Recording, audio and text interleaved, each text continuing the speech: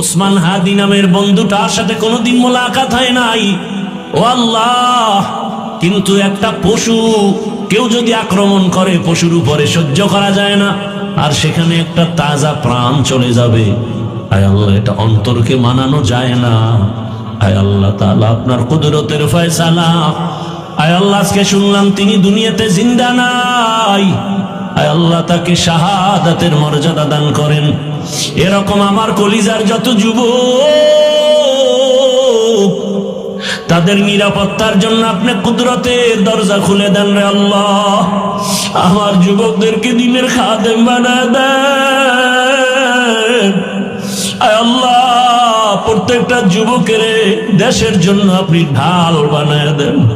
আয় আল্লাহ, কত যুবকের কথা শুনলে কলিজাটা ঠান্ডা হয়ে যায়।